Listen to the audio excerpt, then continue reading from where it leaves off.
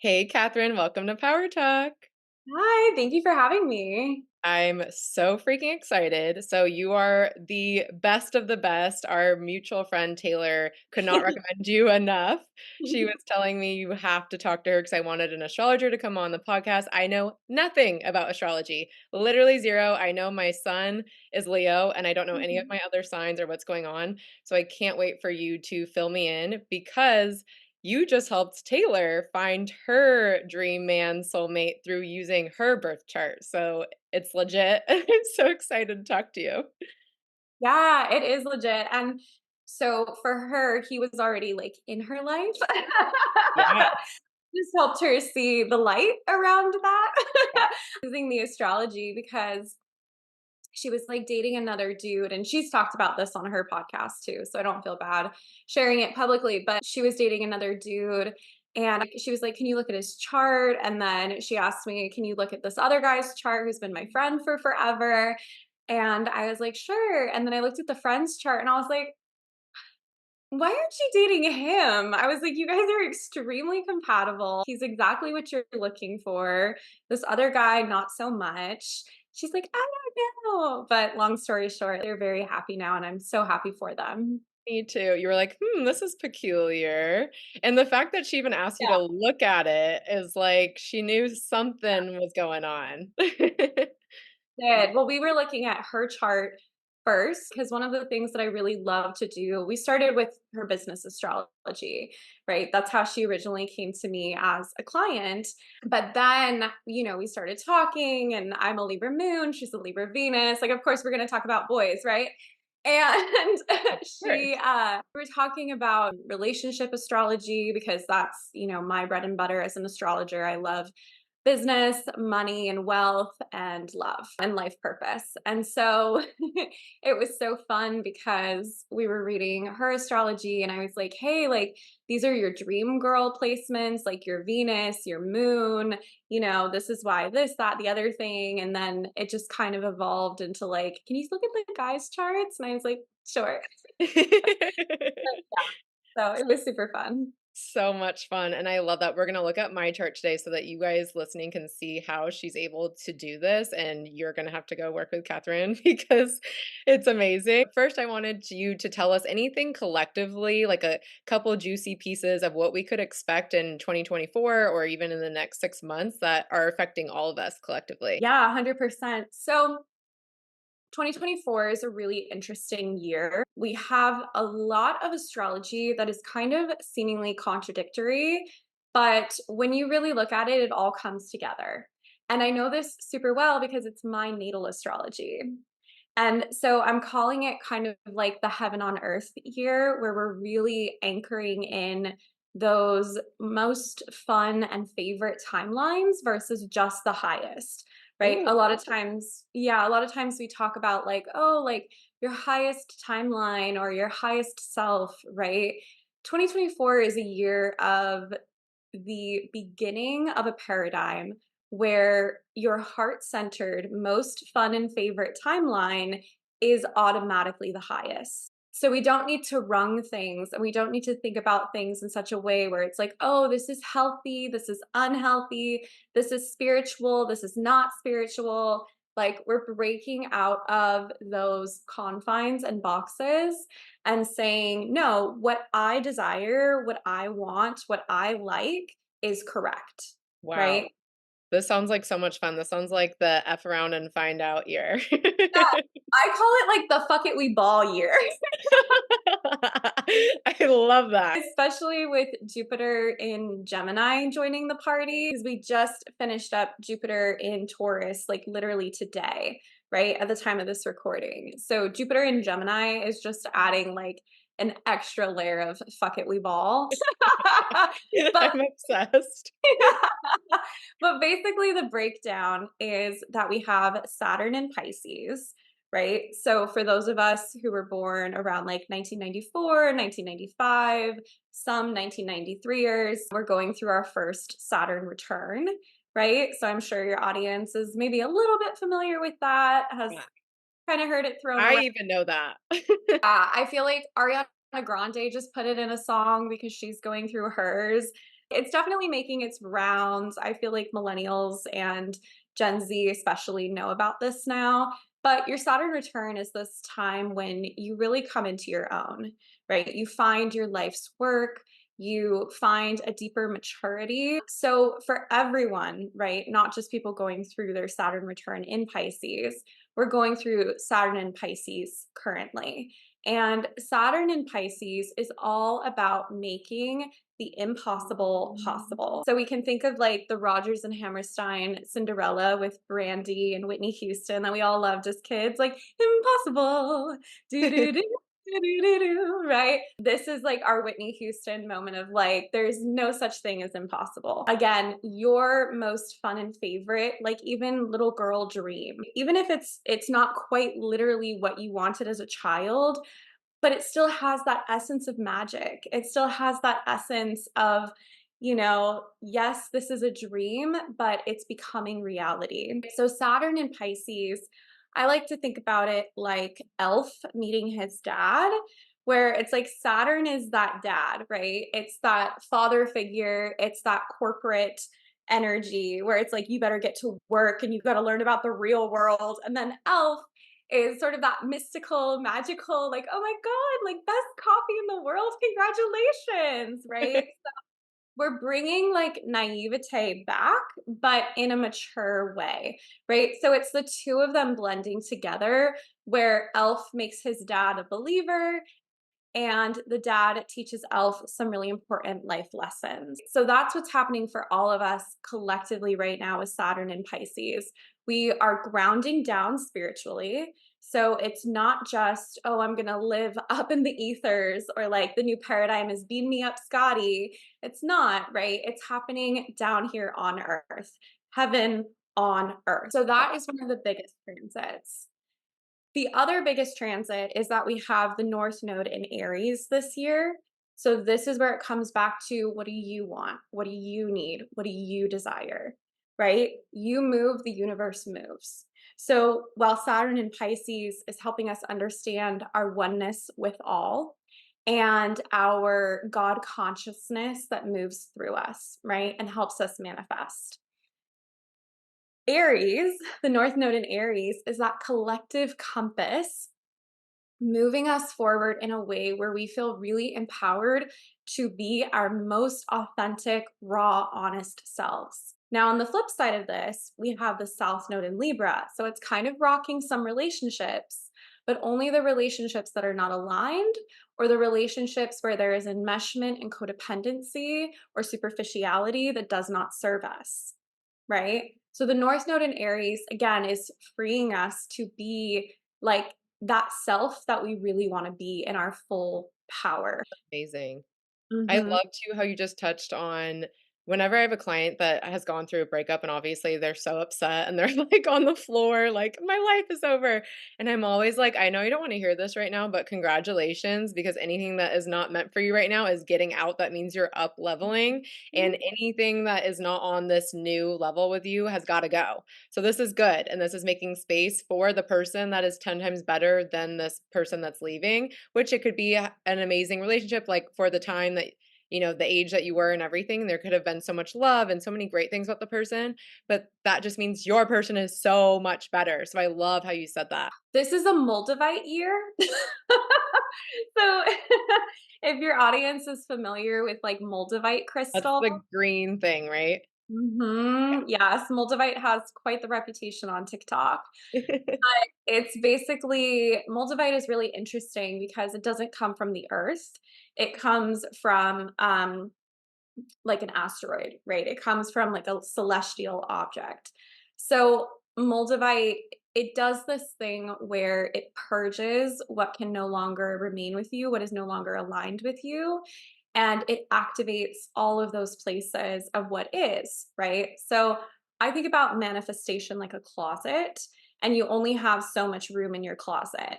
So this is a year where if you have not cleared out that room in your closet, the astrology is going to encourage that, right? Because astrology is correlation, it's not causation. Astrology isn't making us do anything. It's more so like a roadmap or a weather report. So the way that I think about it is it's like if the astrology tells you it's raining, it's your choice whether you want to bring an umbrella or not. So this is a year of tremendous change. This is a year of taking on completely new identities.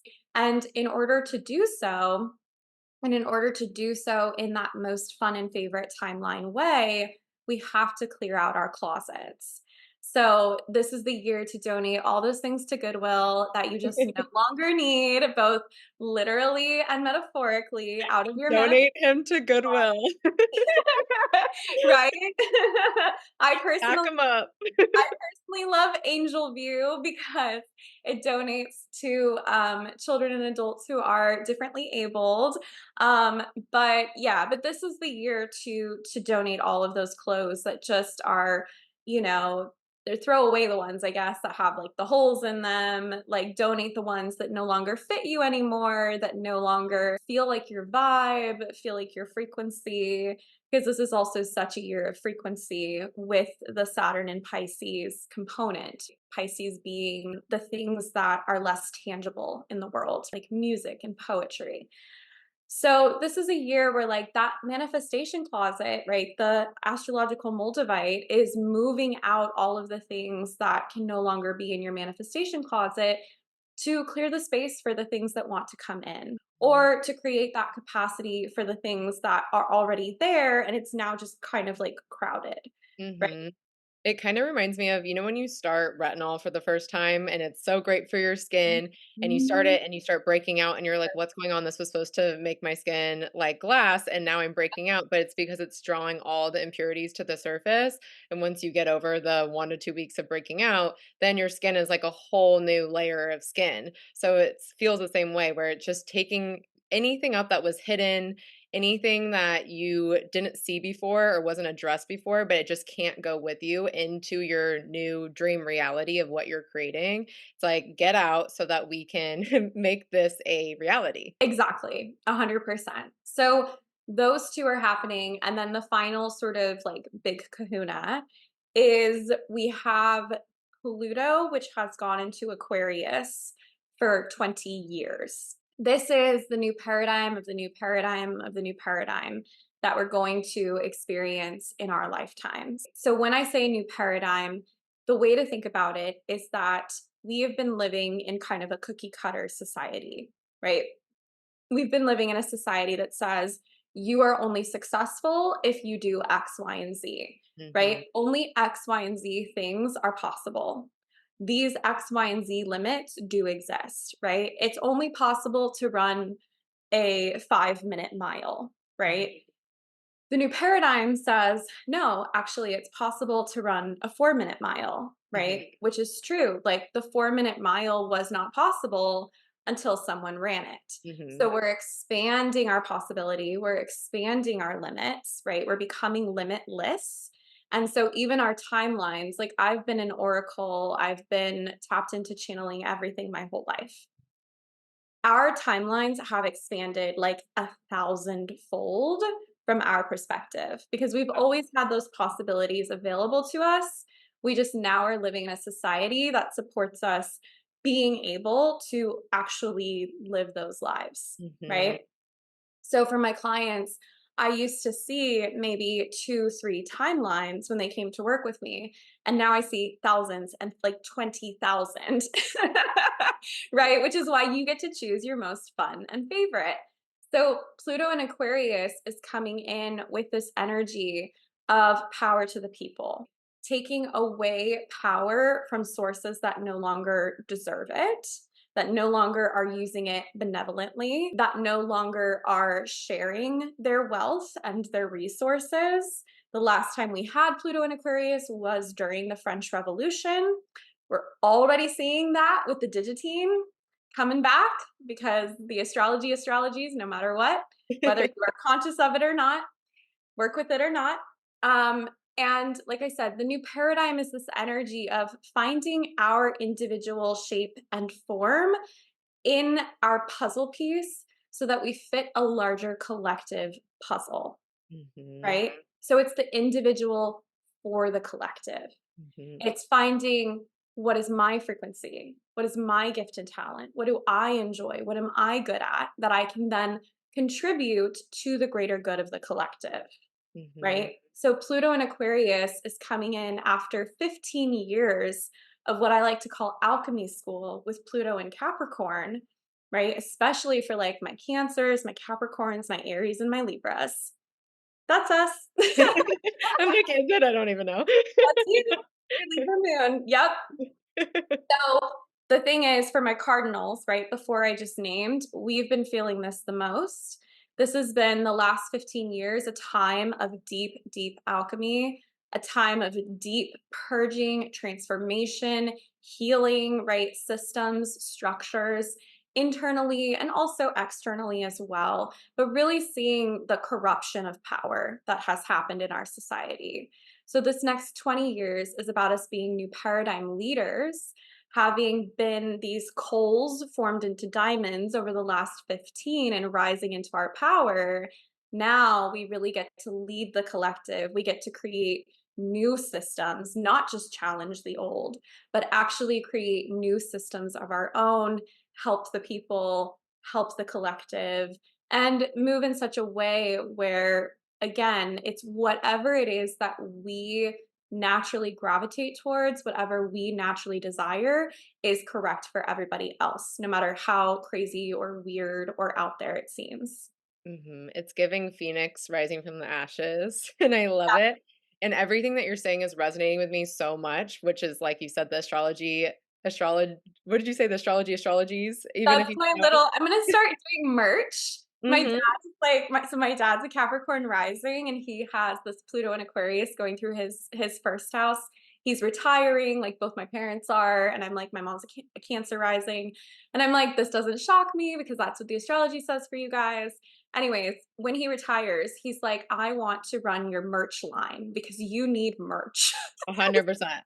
I'm on team dad with this. Yeah, so my merch is gonna say when the astrology astrologies, because that's like one of the catchphrases in my community with my clients. I love it because, like we Yeah, talked about, I don't know anything about any of this, and I'm resonating so much because it feels like I've been soaring, like, especially since I turned 30, which I don't know, it'd be interesting to see if I went through my Saturn return already, yeah, I'm but so I left corporate world, like, was super successful in corporate, but have been wanting, to do this and to help others, and everything has been popping off for me, like the podcast, my socials, my clients, everything. And I can feel all this. And when you were talking about the kind of what I call the frequency of play, which is you were saying your most fun and favorite, I yep, have been playing so much with this, with how powerful that is with manifestation, yep. of like the more I play, the more I win. The more I play, the wealthier I am. The more I play, the more love I have in my life. And it seems like that's what the planets are doing, and I didn't even know. Yeah, and it's so fun because we're moving from a paradigm where even, leaders, guides, people who live consciously, right? People who live with love and kindness in their heart have been martyrs, right? Have been like sacrifices, have been burned at the stake, right? In the past. And we're moving from that paradigm. And now we're in a paradigm where it's not even just a mission. It's not even I have to do this thing. It's coming from a place of what do I get to do? Mhm. Right? What is that divine calling for me? Right? And again, like not judging one as better than the other or more spiritual or more conscious or whatever, right? But saying like if I like, my cup today, right? It's like I call it my little mermaid tumbler. And it's like, this just makes me happy. Like it's mermaid, it's me, like that's my vibe, right? And it's like it's not good or bad, like it's just me. It's not doing any harm to me, it's not doing harm to others. So I think that's the thing too. It's taking out anything where there's any kind of hierarchy and it's just saying exactly who you are, exactly what you like, exactly what you desire and how you want to live your life is correct. Because Right. we need all types of people. We need that biodiversity on earth. Mhm, and with teachers and leaders, it's like I felt the same exact way. I'm not on a pedestal and, like, don't put me up there Mhm. because I might just be like one step ahead of you and I'm just showing you the tools that work for me, but like I've been you and maybe I have teachers and like I'm doing a Mhm. intuition mastery right now. And Yep. so it's like I am really confident in all these spaces, but I would love to have a master of intuition teach me. So it's like we're all teaching each other, we're all in this together, and we don't need to be better or like you're up here, I'm down here. It's like we're all here doing this thing called life. Like let's have some fun. Exactly, and that's what it is it comes from a place of play. It Mhm. comes from a place of fun. It comes from a place of, "I don't have to do anything anymore, so what do I want to do?" Yeah, I'm obsessed. I'm obsessed. So, when looking at the birth chart, how Mhm. can you see, like with career or love? Basically, it's like a roadmap that we just aren't tapping into. Yeah. So the way that I think about astrology, and again, this is even like the ancient understanding of astrology, is that we actually choose our own birth charts. So we actually choose, okay, this is the exact time, this is the exact place, like exact date that I'm going to come in. And I think what's important to understand about astrology is it's evolutionary. So it's not stagnant. A lot of people misunderstand this. They think, oh, you're born with an Aries sun, so you're always just going to be like an Aries sun, and that's never going to change or shift or grow. And that could not be further from the truth, Wow, I right? didn't know that. Yeah, it's not like a personality quiz or anything like that. It's this really beautiful blueprint that has all these codes that you get to express. Aquarius literally rules astrology, and that's because astrology is all about expressing all of it. At the end of your life, you'll have experienced every single range and shade and form within your birth chart, every single sign to be every single sign in a different area of your life. So the people who are like, I hate Scorpios or I hate Geminis or whatever, it's like, okay, well, that's a really great reflection to see where that is in your own birth chart and what you're denying in yourself. So, astrology is this really beautiful mirror for ourselves, a mirror that we experience with others within synastry, which is one of my favorite types of astrology, which is relationship astrology.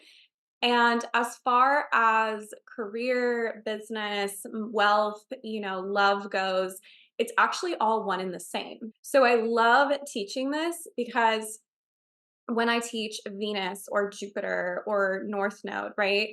It's all connecting to the same thing. It's all connecting to what is that path for me that my soul chose in this lifetime, right? And what is that evolutionary chapter and phase that I'm currently in? What am I currently focusing on? Or I like to say, what muscle am I currently working out in my chart? Wow, that's so cool. And I love that we chose it. That's so special. Mhm.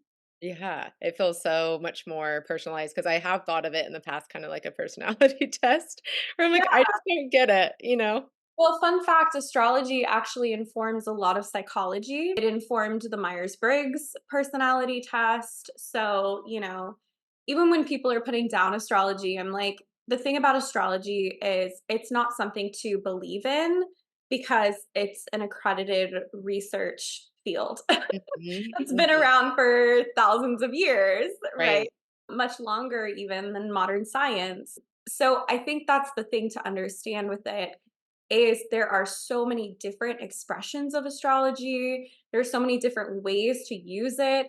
And the field itself is constantly evolving, constantly growing, constantly changing, constantly discovering new things, right? So this sort of like colloquial view that we have on astrology where it tells you, who you are and you don't get to move beyond that. Or it's like, oh, I don't believe in that. It's like, well, there's nothing to believe in.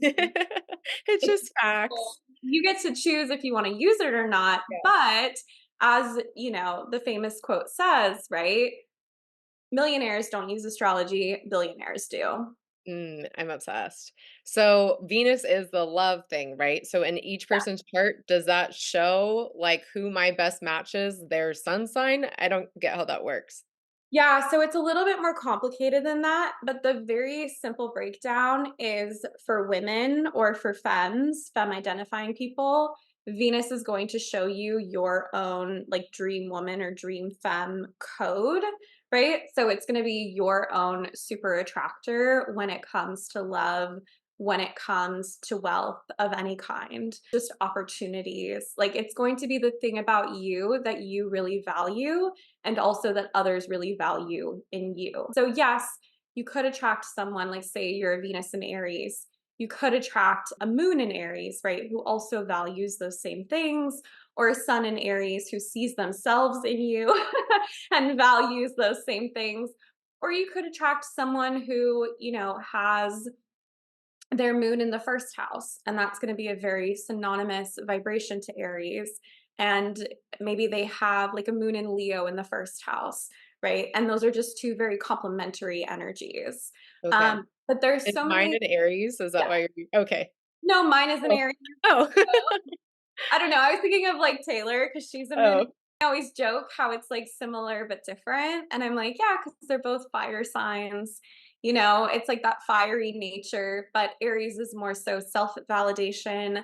Leo is like crowd validation, right? So yeah, I mean, the beautiful thing about astrology again is there's so many different ways to work with it, but I like to start with looking at what you can control, which is your own sense of self, right? Your own self love, your own authenticity, your own personal codes. Then we start to layer on top of it, okay, within relationships, this is the kind of person that you might be interested in. This is the kind of client that is your ideal soulmate client that you might attract, right? And we start to layer and layer and layer, but it all starts with you. okay, so if my Venus can you tell me what my Venus is in? Yes. Can we look at your chart? I'll just go ahead. Yeah. Yeah. So does that mean that whatever mine is, I should be embodying the qualities of that sign more to be the attractor? Yeah, I mean, and it's really just an amplification. I've never once in my entire 20 years of doing this been told, no, that doesn't sound like me. I only ever get, that sounds exactly like me. And I didn't realize that that was correct. And now I'm going to amplify it. I love So that amplifier let me because it's see. not like a need, it's just being more of who you are. Yeah, exactly. So here is your gorgeous little chart. I love. I did run it with all of my favorite extras. We're using astro.com Okay. today, which is one of my favorite ways to read it. And this is Placidus House System. So some of the apps, like I think Channy app uses whole sign. I can't remember if Pattern uses whole sign, but whole sign is another very popular house system to use. Okay. I personally prefer Placidus. I find it to be more accurate. I use whole sign for like other reasons, but primarily I use Placidus. So that's the house system that we're using today. And we have all of your planets run, including both the traditional and the modern planets. And we have some asteroids, like we have Chiron. Where did Chiron go? Where did she go? Oh, I There. had no idea that it showed all this. Yes. It's fascinating. So astrology has over 20,000 asteroids alone. So it truly is a lifelong study because there's just, again, so many applications of it, but then also so many different things that you can run. Like I said, I kept it pretty simple today, just running like Chiron, Black Moon Lilith, points like that, which we probably won't look at. This is just kind of my standard run for when I'm first introduced to someone and first reading their chart. Because Right, yes, especially with someone that only knows their sun sign. exactly, because I do want to see if like Chiron is conjunct to your sun or something like that, which it is, by the way, which is probably why I was drawn to Chiron. But I like to see that because that adds like extra textures and flavors if we're talking about like your big three, sun, moon, rising, or any of your other planets or things like that. So, okay, so the place that I really like to start when I'm first reading somebody's chart is I like to start with their rising sign. Because most people know their sun sign, right? Most people know, like, I was born in this season, unless people are a cusp.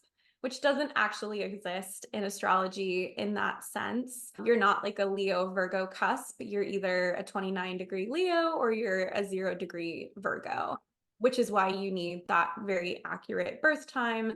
And if you don't have the accurate birth time, you can still pull your planets. You just, if it's in that in between phase, we just won't know for sure unless you get an astrologer to rectify the chart, which is where basically they reverse engineer it and find it for you. Okay. So, what I like to start with is I like to start with the ascendant because our ascendant is mirror work. So, our ascendant is where we are growing through our lifetimes to see ourselves as this energy. Other people, when they first see us, automatically see us in this energy, right? And I use this in both love astrology because this is our like sexy polarity that we're craving, is the opposite with our descendant. But again, we start with ourselves. So we start with what we bring to the table, which is our ascendant, the space that we hold. And I also use it for business astrology as well. This is your one-to-one client. This is your branding. This is your marketing, maybe even like the colors that you use, offers that you put out, that kind of thing. So with you, we start with Virgo, right? You've got a 22 degrees Virgo ascendant, and your first house is Virgo and Libra.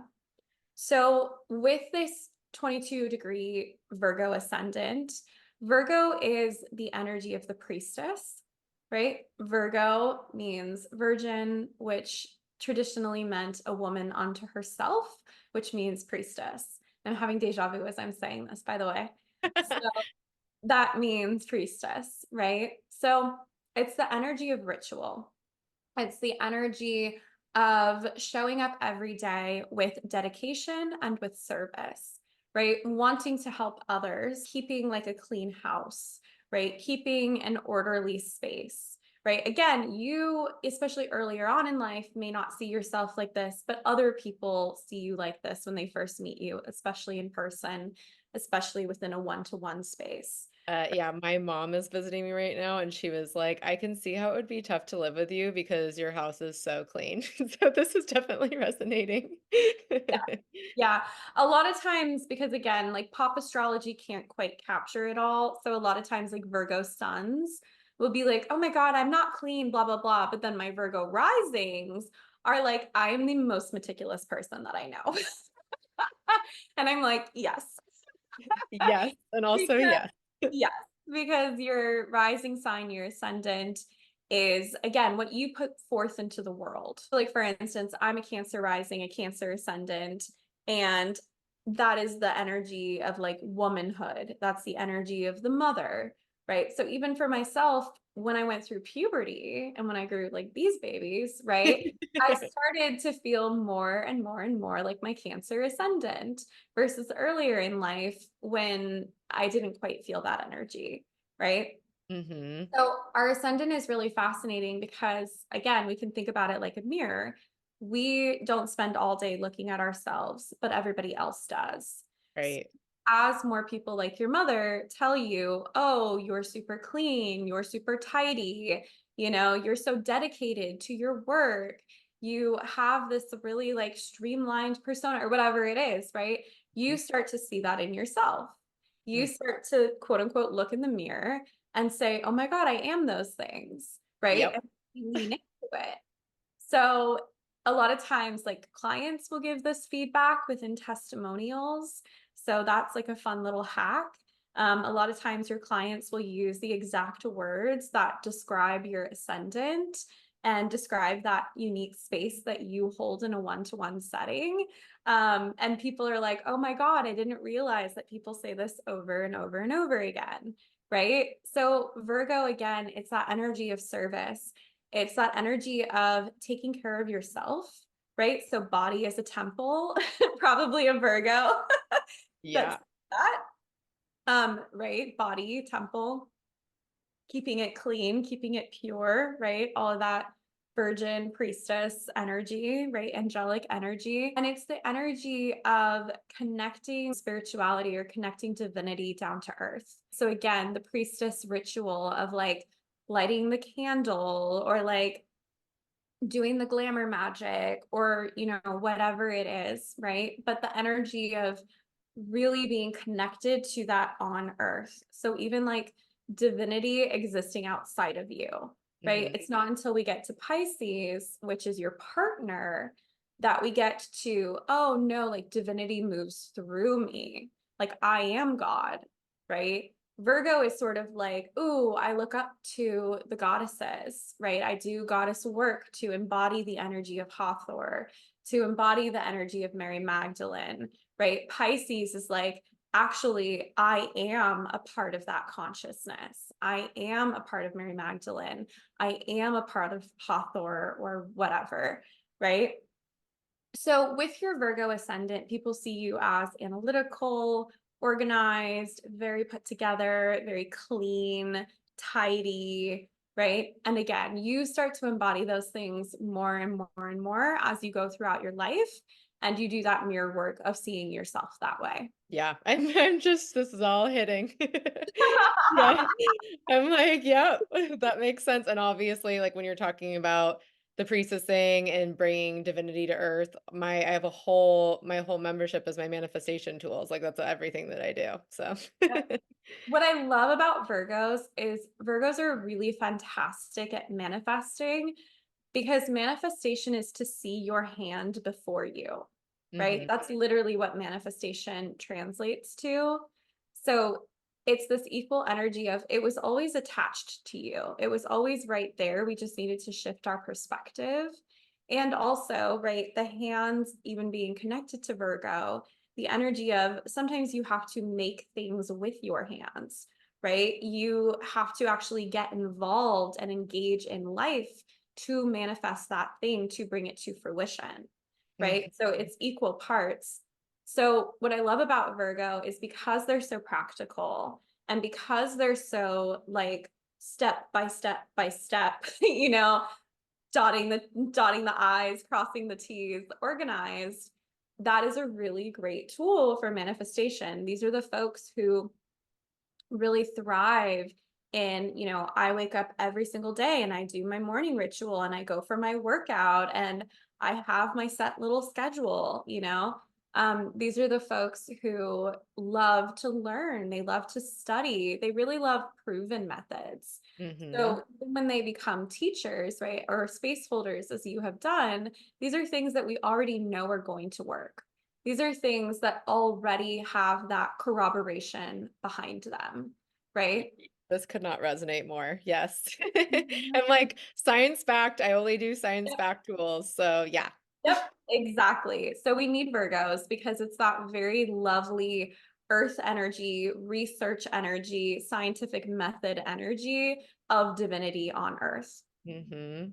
And then it's interesting you're saying my opposite is Pisces because I've had an ex that was Pisces, which it was like a beautiful relationship for the age I was at, but was way too without I mean, no one will know who he is, but without putting him on blast, he was way too go with the flow, not at all driven. Yeah, exactly. Yeah. Pisces. I mean, I have a ton of Pisces in my chart. I'm actually a Virgo IC, which is this little guy down here. So we see ourselves as our IC. We experience ourselves as our IC. But everybody else experiences us as our midheaven, right? So it's funny for me because I'm a Virgo IC. So, even with astrology, I've been studying it for over 20 years. I've been doing my own research. Like the reason I got into it is because I'm such a little like book nerd research girly. My dad is a scientist. I also really like the scientific method. Like I apply that to everything I do in astrology and I have people's charts like memorized in my head plus years and years and years and years and years of research. But what's funny is like when I am pulling up all that information in my head and people on the outside just see me looking to the stars, they're like, oh, it's so cute that you consult the stars that way. But in my head, it's like that scene in It's Always Sunny where he's like Yes. connecting the dots and he's like, look, like this thing, right? So yeah, so Pisces, right? Pisces energy people come across as very flowy, very ethereal, very magical, mystical. again, it's traditionally Jupiter ruled, so it's this energy of like just trusting the flow of the universe, just allowing everything to take me where it wants to take me, moving with God consciousness, right? Versus Virgo is like, no, we have to bring that down to earth. So we have to do our morning ritual. We have to have our coffee chat. We have to drink this correct, elixir or whatever. Right. So again, the two balance each other out, right? Mhm. So maybe not that X specifically. And again, there's a spectrum for each sign too. And, there is an elevated expression and a not so elevated expression for each Right, sign. right. So yeah. And my So what is my icy? What's that one on the bottom, the red? mhm. So your IC is Sagittarius. Okay, so that's what So I think I am. you see yourself as like very adventurous, free spirited. Like there's this part of you that's like, I want freedom. I want wide open spaces. Like no one can tie me down. Like again, just very interested in like exploring like manifestation and exploring quantum leaping, quantum jumping, right? Like all of that is your jammy jam, jam, jam. Mhm. But everybody else sees you as Gemini. So everybody Yeah. else sees you as someone who is able to put all of that to practical use, right? To actually maybe put it in a module and teach that course, right? Not just study it and experience it yourself in your life, but actually teach it to others. And again, very similar to Virgo, that step by step proven method way. Mhm. Yeah. Wow, this is pretty accurate, Catherine.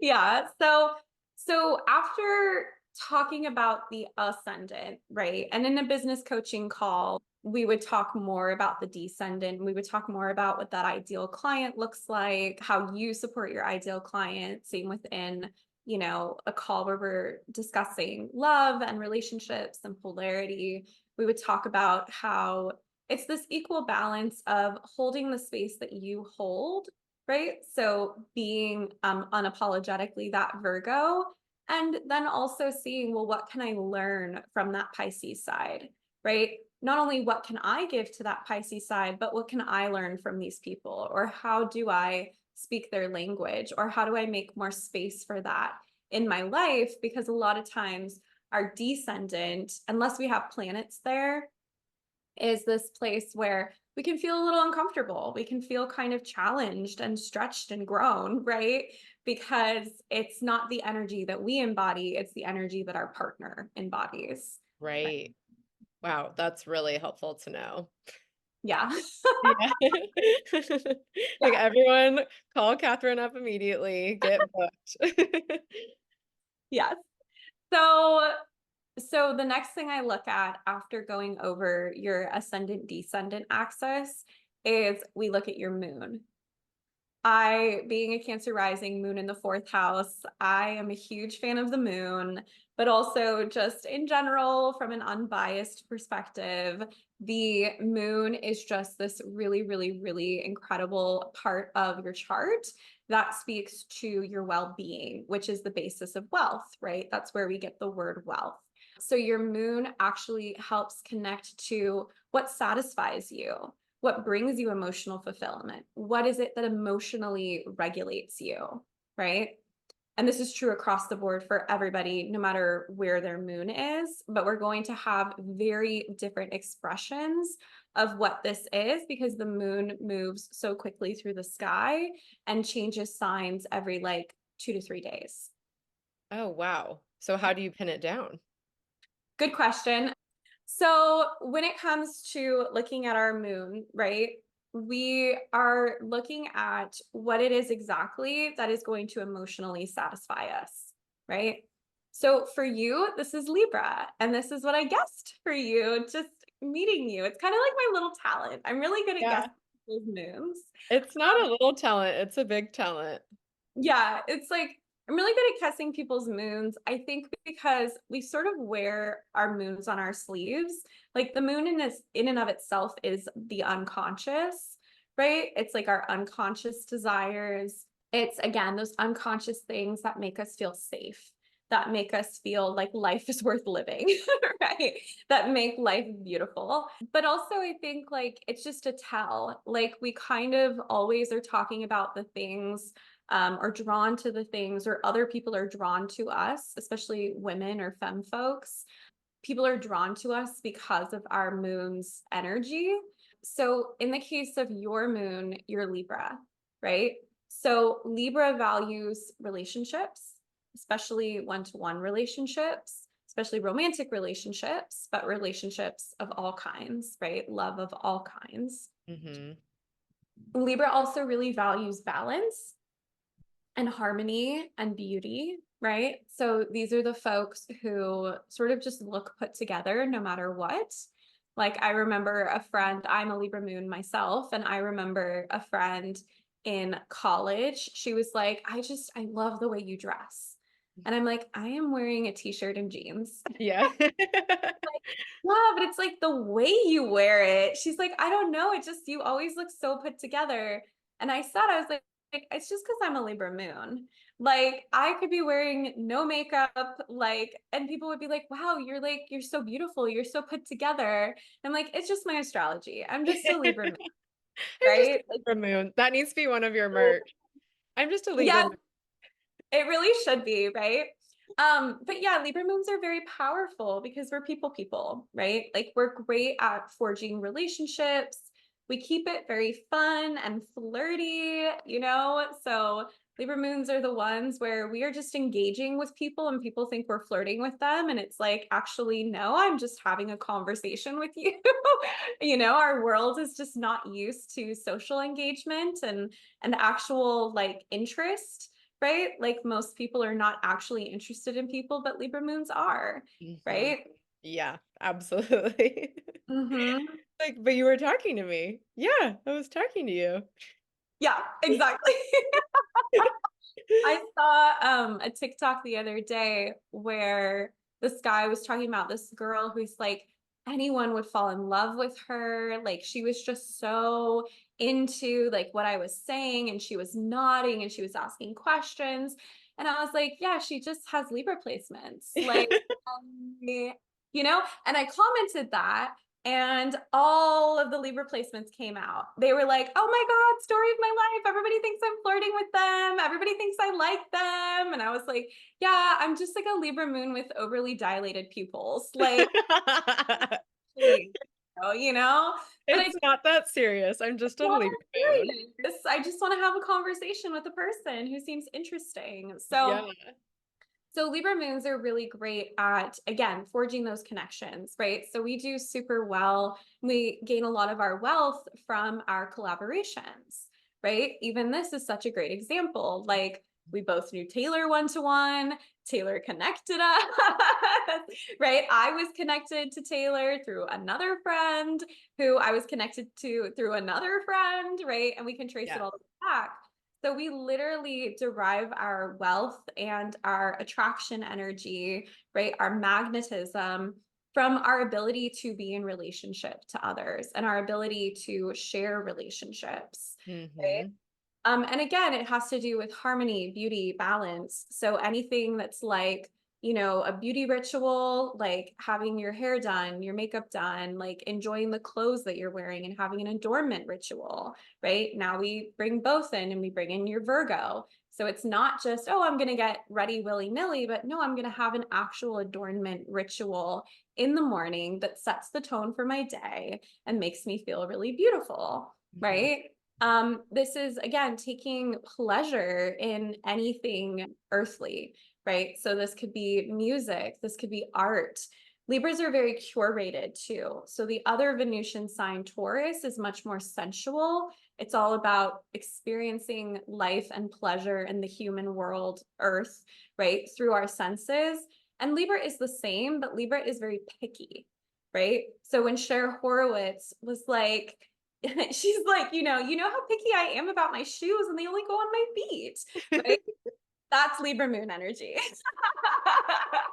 Yeah, that's fair. That's fair. I've been called picky a few times. We have very high standards because we know what is good, right? So again, a really great way to expand your wealth is through like partnerships and collaborations where you're recommending people or like UGC content and recommending like this product or, you know, this clothing line or whatever, because people really value what it is that you are interested in or what you place value on as a Libra moon, We're gonna right? have to go back and look at that quote. I think you said, "We have high standards because we know what is good." Exactly. Yeah, yeah. We're the curation queens. Yeah, exactly. I'm obsessed. Because we know what is good. It's that simple. It's just simple. We're just Libra moons. We're just Libra moons. So for you, right, you even have your moon conjunct your Mars. So this is also drive. This is like sex drive, right? It also is just like whatever motivates you. So even having moon conjunct Mars, it's like there's this extra level of motivation when you satisfy your moon, Mm, right? So satisfying your moon alone is going to unlock your entire chart. For you personally, having moon conjunct Mars, it's literally going to drive you forward. Like doing that adornment ritual or, you know, connecting with that best friend is literally going to fuel you. It's like tank, you know, it's like gas in your gas tank, mhm. right? So, you know, this is also happening in your first house. So again, this is the one-to-one space that you hold for folks. So you're just infusing anyone that you connect with that love, with that glamour magic, with that drive to move forward, right? And also, your first house is what other people see in you. Mm, So other people automatically see this in you. Other people see that side of you that is intuitive and is curated and knows what's good, right? And is driven and is doing it in such a way that is spreading love in the world, right? Libra is also connected to, because it's harmony, balance, and peace, like social justice movements, right? So even like using your voice for causes that you care about could be really impactful. And again, not just expand others' wealth, but expand your own, right? It's like a win-win situation when you have that kind of Libra placement. And then yeah. finally, you have Jupiter there as well. So you've got a very lucky little first house, right? Because Jupiter is where we have excess, it's where we have a lot. So Jupiter is this beautiful, again, super attractor when it comes to expansion, wealth, luck, blessings, right? So again, when you satisfy your Libra moon, you are also automatically expanding your wealth container. Jupiter is also your husband. So when you lean into all of this and when you focus on yourself, which is the first house, right? You focus on this is the space that I hold. This is what I can shift within myself. This is my self-improvement. Your Virgo ascendant really loves that, right? Any self-improvement, self-development. When you invest in that, you will also meet the guy, right? Yeah. Wow. That's wild. I feel like everything you just said was 100%. And even like anyone that knows me well, if you made them list off like three qualities about me, driven is 100% going to be one of them. So when you were saying that, it was kind of cracking me up because that's probably what I hear the most is like how driven I am. And then clients that work with me, they kind of describe me as an activator, like anything in them that they felt was dormant, it's Yep. like just by talking to me, even without doing hypnotherapy, even if we're just doing pure coaching, it's like I feel like I can do anything. It's kind of taking the blurry goggles off, and then they're able to just go for it. Yep. That's that Mars. Yeah. Wow, that makes so much sense now. Mm-hmm. Wow. Yeah. So those are some of the first things that I start to look at. Then I move on to your Venus, right? So we kind of already started to talk about Venus, but Venus is similar to the moon, but the moon is more so like the nurturer, the mother, right? How we caretake for ourselves in a feminine way. Venus is more so the lover. So it's also values, right? It's also a super attractor, but in sort of that love sense, right? Again, in that values sense, but from like the Aphrodite vibration versus like Selene the moon, right? So with Venus, Venus is also going to be like our love style. It's going to be our values. It's going to be, again, like what we invest in, right? Like what we see wealth in and how others see wealth in us. So for you, this is Cancer, right? And again, this is where like we have such beautiful synastry because we both have Libra moons. Your Jupiter is on my moon. I have a Cancer rising. You have a Cancer Venus. Like, We're meant to be. meant to be. But you have this gorgeous Cancer Venus. And I have a lot of friends that have this. It's a beautiful placement. This is like the lover who gets off on giving, right? Like you love nurturing, you love caretaking, you love loving up on your people. You Mhm. know, you're the person who's like, let me get you a blanket, let me get you food. Like, are you comfortable? Come into my home, right? It's in the 10th house. So this is actually your public career and reputation. I am also a Venus in the 10th house girly, except mine is Aries. Yes. So this is one of the most powerful placements you can have when it comes to attraction of all kinds and even being seen as like sexy and desirable because of your career. Right? So even people being attracted to you because of your career, or like what we were talking about before we started recording of like even attracting in like the creepers and Yeah. stuff, right? Or even just secret admirers. People really admire you from afar. So a lot of celebrities, models, people like that have their Venus in the 10th house, like very public personalities, because it's this energy of having secret admirers or having people who really admire you that are not necessarily close to you, right? Like having that fandom, or having like people who, you know, like celebrities have like posters of you on their wall kind of deal, right? So with Venus in the 10th house in Cancer, right, we break this down and we look at both what does it mean to have Venus in the 10th house and how can we amplify that? And really for you, again, it's a focus on career, it's a focus on very public stages. So, like getting on podcasts, literal stages, like going and doing speaking events, being out in the world, like not just staying at home, but like getting out into the world, right? Being amongst the people, and being in positions of leadership, being in positions of authority where you are the boss, right? Where you are the CEO.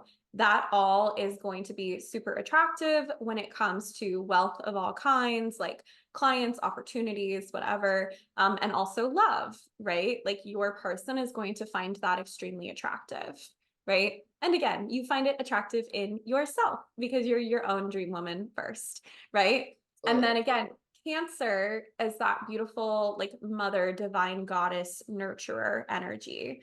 So here we want to be really mindful of how we pour back into ourselves first, how we put our oxygen mask on first. So activities that are going to increase your wealth and magnetism are taking that time for yourself, right? Even because it's in the 10th house, sharing about it publicly, like maybe sharing about going to therapy, right? As funny as that sounds, or this connection to the beach, connection to water. So whether that's like swimming or walking the beach or using like seashells or like shell mermaid, Yeah. you know, I that kind of stuff within your marketing. I definitely well, I live at the beach, and so Mhm. that's, like, my whole thing. I'm like, I'm at the beach. I already told my audience, I'm like, "I'm gonna be at the beach most of July, so, like, if you're trying to book with me, you gotta book now or in August because I'll be there." And this could even be like filming content at the beach, you know, Mhm. and using that content within like your social media and your marketing, right? Yeah, I already do that, so it's so funny, but yeah, most of the pictures of me are on the beach. Yep. And that's what I mean by like the astrologies no matter what, Mhm. right? Now that you know it consciously, you're like, oh yeah, that makes sense that that does so well. And now I can amplify that, Yeah. right? And magnify that. So the other part here is that you want to choose partners who are also givers. So this is just for all of my water Venuses because it's such a giving and emotional energy. You want to choose partners who don't just take, but also are givers, right? So I Absolutely.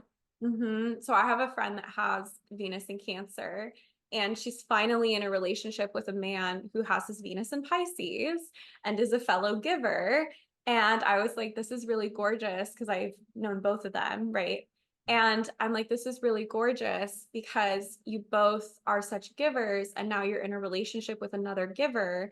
So somebody isn't just draining your energy, Mhm. right? And also, she's learned to put her oxygen mask on first, right? We don't become resentful mothers with Cancer placements, right? We stay in that divine mother goddess vibration.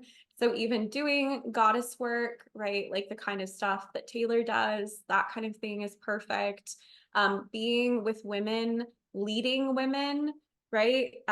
Following the moon, which is also Cancer. So like having a moon app on your phone or doing like moon ceremonies, whether you host them or you just participate, all of that can be really good. And just anything connected to like being on a stage in front of a bunch of women, bringing together women through empowering their intuition and their magic and just the cycles of femininity, and maybe as you get older, motherhood, right? Like maybe that becomes part of the focus too, is like surrounding yourself with mothers or being connected to mothers or being known for being this mother.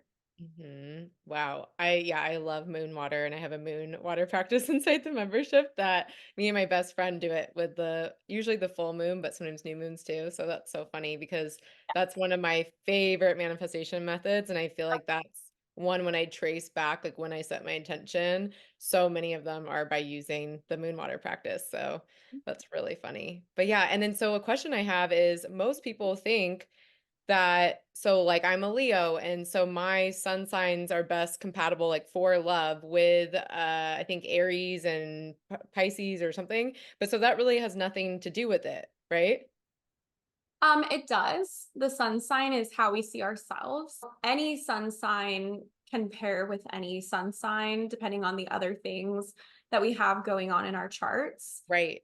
Venus is really going to be indicative of the kind of partner that you respond to, the kind of relationship and love, like even how you fall in love.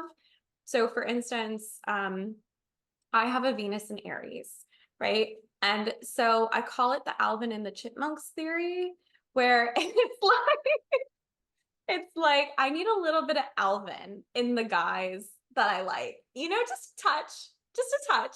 Like I like a good like Simon Theodore energy, but I need a little bit of Alvin. I need a little bit of that sort of like, I always call it like the song is like, I'm just trying to hit it by the end of the night. Little body's so bad and her booty's so tight, right? And I'm like the biggest fucking feminist too, right? And so I want my man to be also a feminist, but I also want him to have a little like sporty, like a little not like that he was literally in a frat, but like a little bit of that energy, right? Just a touch, Just right? a sprinkle of fratty energy. Just a sprinkle, right? I call them like sporty boys.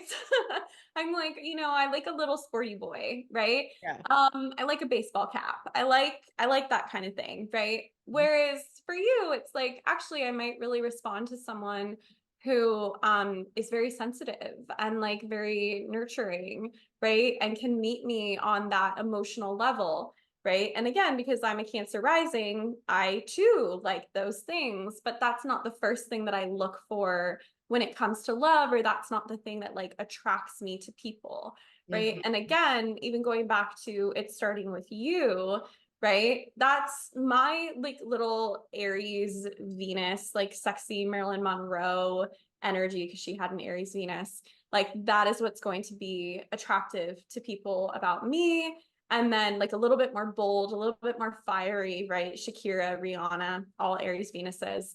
And for you, it's going to be this more like soft, feminine, womanly, divine energy that people are going to see very publicly and go, yes, right? I want to sign up with her. I want to date her. Mhm.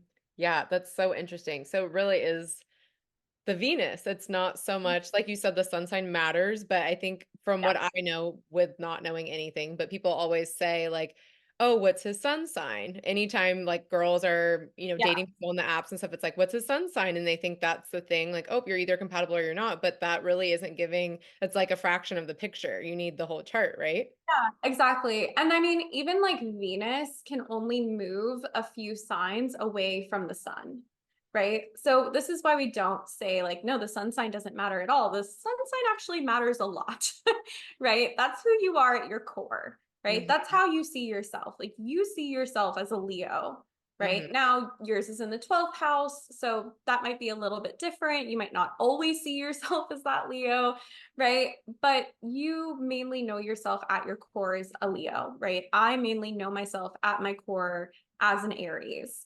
But for instance, people might say, oh, Aries and Cancer, like that doesn't go together. But then you look at my chart and you're like, oh, but I'm a Cancer rising, I'm a moon in the fourth house. So, yes, I am attracted very much so to a lot of Cancer men, right? And they're attracted to me.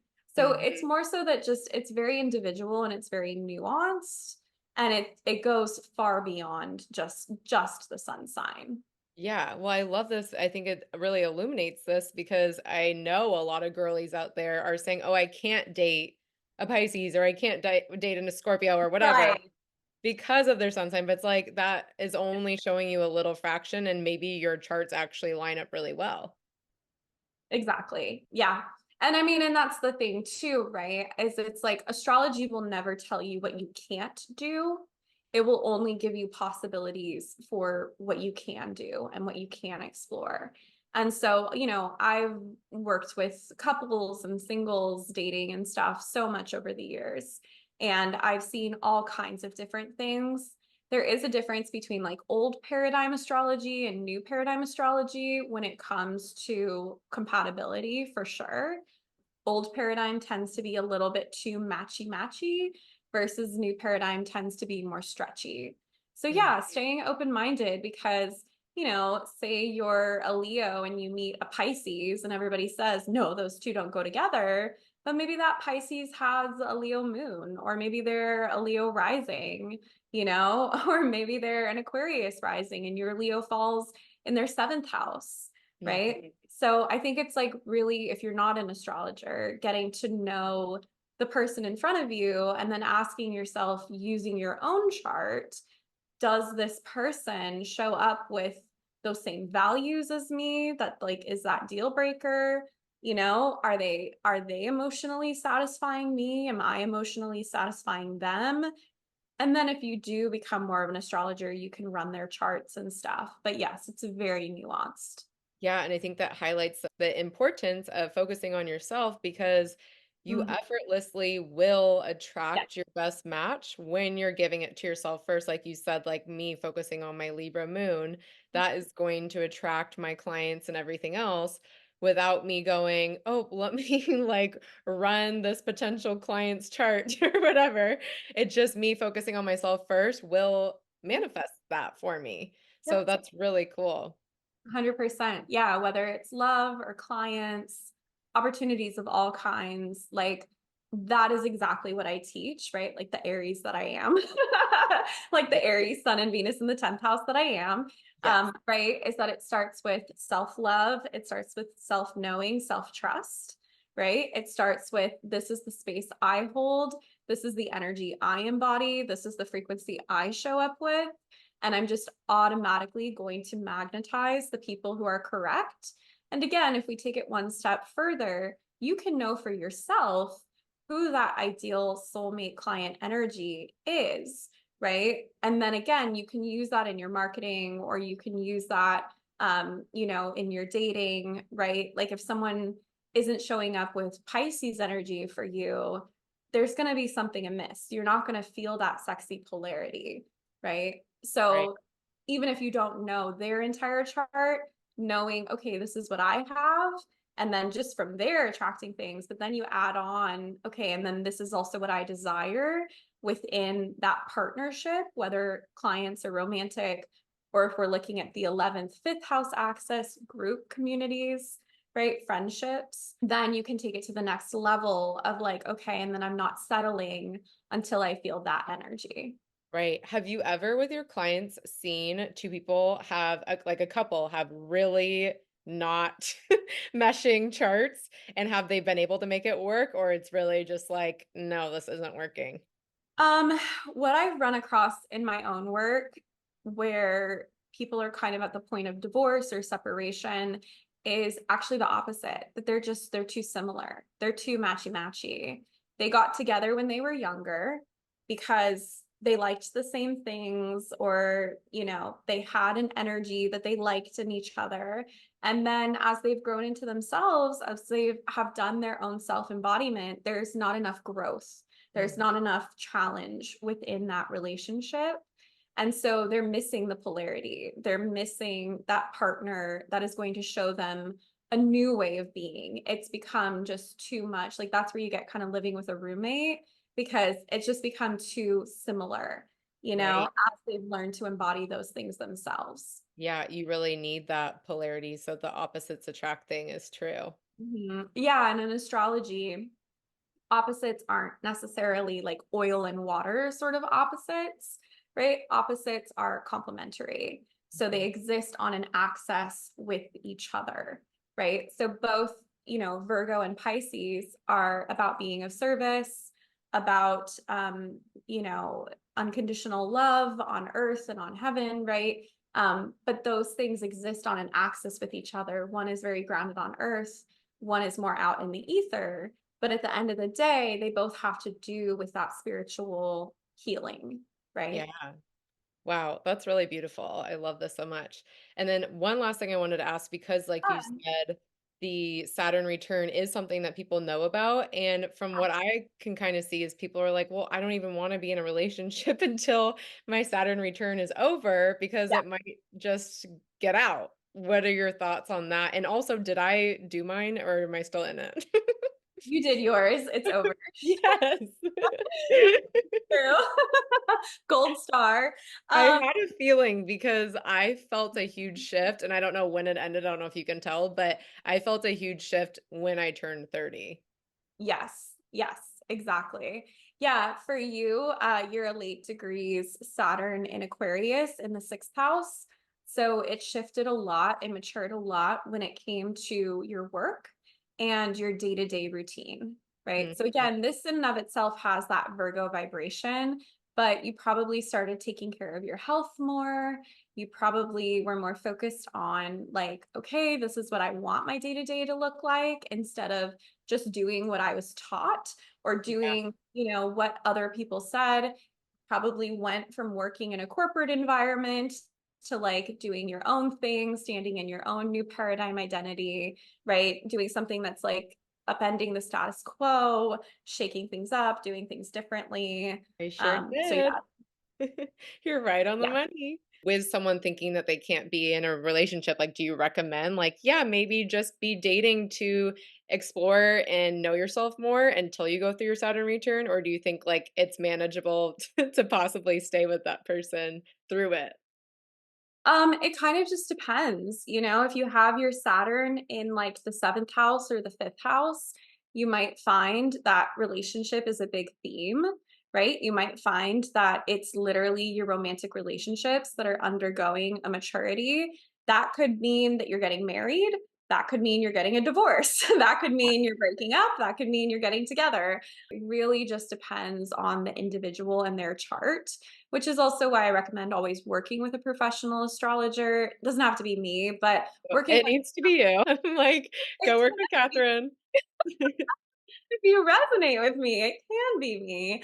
But just working with someone who, knows what they're doing, right? I've been doing this for 20 years since I was 7 because I had a crush on a boy, like the Libra moon that I am.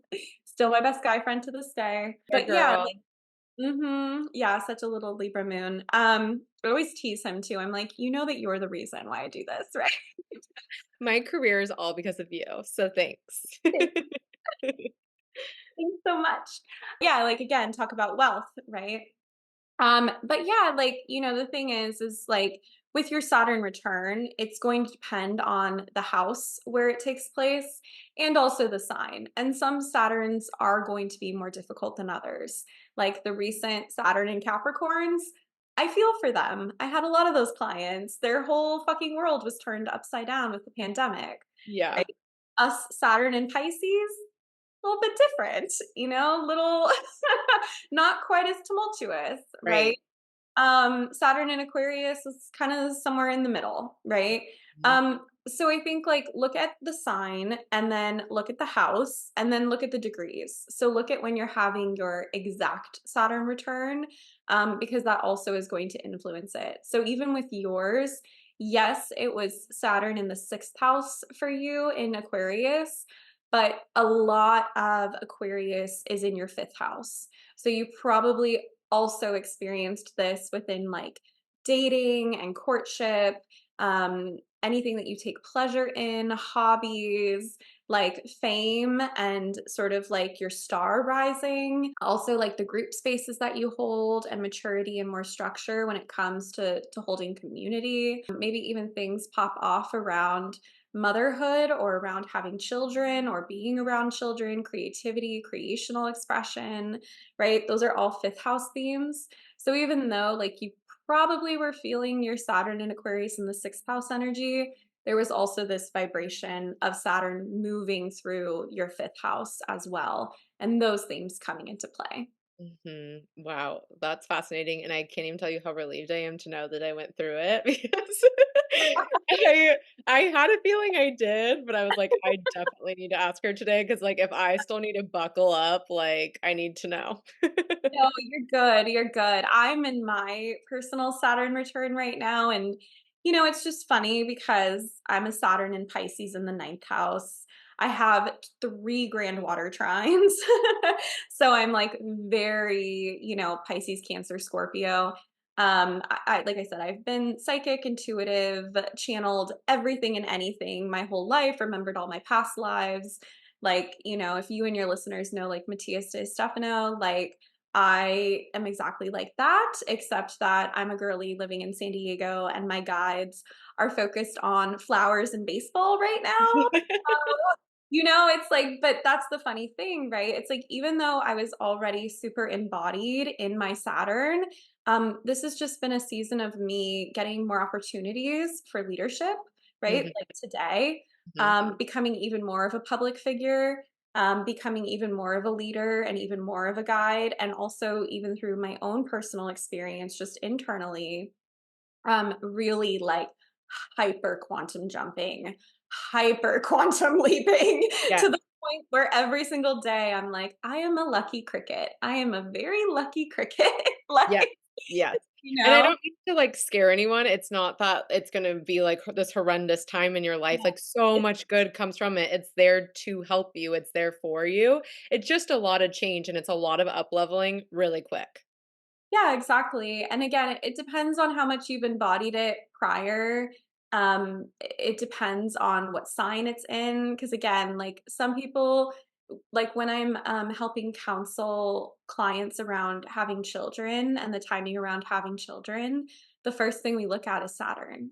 Because I'm like, if we can position it so they have an easier Saturn, let's do that. Oh, that's really cool. Hmm. I love that. Okay, well, I'll be booking you for then. You're like, when I am trying to be with child. Yeah, I'm like, "We're gonna have to make an appointment, honey. We gotta talk to Catherine first."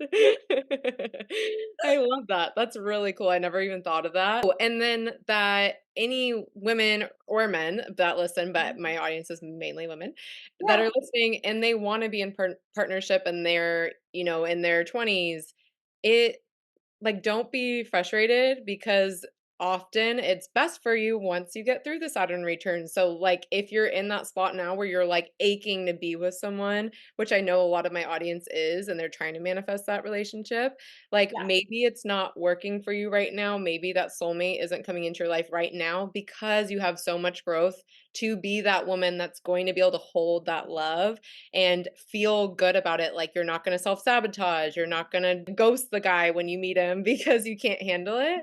It's all working out for you. And don't force something that's not working, and instead see, okay, this isn't fitting right now. And it's going to fit absolutely in the future. But where can I use this time to pour into myself more? Because that's only going to make you more magnetic to all of your other manifestations and then that person when it's time. Yeah, 100%. And, again, like you're a great example of this. You have your Venus in the 10th house, right? That has a Saturn vibration to it. Like you're going to find love later in life, not like super later in life, but like past Saturn return later in life, most Yeah. likely, right? I have a Capricorn 7th house. Mine is the same. Like it's actually what we embody during our Saturn return that is going to attract our partner to us, right? So that can be really cool to play with as well. But yeah, that's 100% it. And also, too, right? You watched the Love and the Stars masterclass, so you already know this. This is something I want to share, like, scream from the rooftops for all of my Cancer, Capricorn, Libras, and Aries people. I'm gonna scream it, is that Pluto and Capricorn put a lot of us through very tumultuous, difficult relationships our entire dating lives. This went in 2008. Now, I don't know about you, but that is the literal year that I would have started dating. Like, I was 13, 14. So, for a lot of us that are like our age, but even people who are a little bit older, right? Especially if you're a Cancer rising or a Capricorn rising. But if you even have like a Cancer moon, I mean, look at like, Taylor Swift and Travis Kelsey, right? Pluto went over her Venus in Aquarius and finally got the fuck off her Cancer moon. And she met a guy who actually treats her well. And she's in the self worth to accept that in, right? So, I'm my, obsessed with that soundbite right there. yep, Got the fuck off her moon. got the fuck off her moon. Pluto was like, God, in all her Capricorn placements too. Like I feel for her. I have a lot of clients that have her same chart too. Like I don't know why I attract a lot of like Sagittarius 1989. We just have good synastry. But like that's the thing, right? It's like so for all the girlies, all the guys, right? Capricorn moon, Cancer moon, Libra, Aries, rising, sun, Venus, right? We can all take a deep breath because Pluto is out of Capricorn officially at the end of this year. And then the North Node will have moved on from Aries, which means the South Node will have moved on from Libra in January. So listen, if you're not manifesting that partner right now, focus on what have I healed within myself? What have I transmuted? What am I calling in now? And just know that maybe it's this year, maybe it's next year, but we are over the Pluto and Capricorn alchemy school hump. Amen. And, you know, for those of us where it's been our entire dating career, right, it's not indicative of the way that it's always going to be, especially because the cardinal signs are the ones who want relationships the most, right? The cardinal signs are the builders. These are the people who build businesses, who build communities, who build families. So the literal people who are the foundation for our society and who are the ones who want to be in healthy partnership, who crave taking care of others, nurturing community, building businesses, right? We are now being freed of Pluto and Capricorn shackles. And like I said earlier, emerging as the diamonds who have been pressurized from coal, right? That we are to be the new paradigm leaders in Pluto and Aquarius. And in doing so, also attract that love that we have always wanted in our lives when we allow ourselves to recognize all the patterns that we've let go of over the last 15 years. Incredible. The coal era is over. Coal is over. We are diamonds, and all the diamonds are going to find each other. Taylor and I are like obsessed with this, like this idea of and we've already seen it, right? This is already playing out in my tangible reality with my clients, with my friends, with Taylor and her guy, right? Like Poor guy. I was like, "He's just had Pluto on his Mars for the last 15 years, and you met him 8 years ago, so you haven't known him as anything different than Yep. Pluto on his Mars." And so I was like, "You gotta give him a shot because he's finally free. Like, he's finally gonna have that drive and that get up and go and that, like, hot, sexy energy, that has been kind of that missing component here, right?" Mhm. My guy friends who have Capricorn moons are now in therapy. And what are they processing? They're processing how they were in really tumultuous relationships with women that just took and took and took and took instead of, again, being with someone who is that natural giver the same way they are, natural caretaker the same way they are. Myself, Cancer rising, I've had Pluto going through my seventh house, which is your partner, for the last 15 years, right? I've been single for 11 of those because the first one was so traumatic. So, it's like the time is coming. The clouds are parting. The rainbow is shining. The diamonds are shining and sparkling, right? And it's just time to take that throne. Oh, I love it. What a perfect place to end this. And can you please share where people can find you, where they can work with you? And then I think you had a little gift for the listeners too. Yes, I do. So it's very easy to find me everywhere because I am the only person in the world with my name. So it's Katherine, Katherine, last name Wehler, which is German and it's kind of weird. Wehler, Katherine underscore Wehler on Instagram.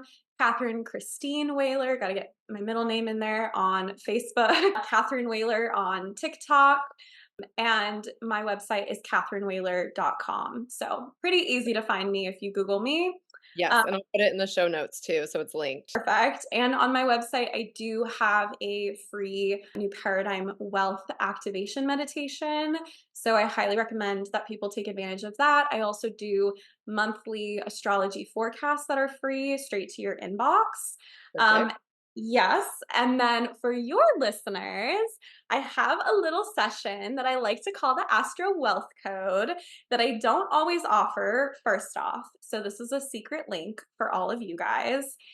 It's usually $397 for 90 minutes with me. We go over all of your wealth code, very similar to what we did today with Caitlin.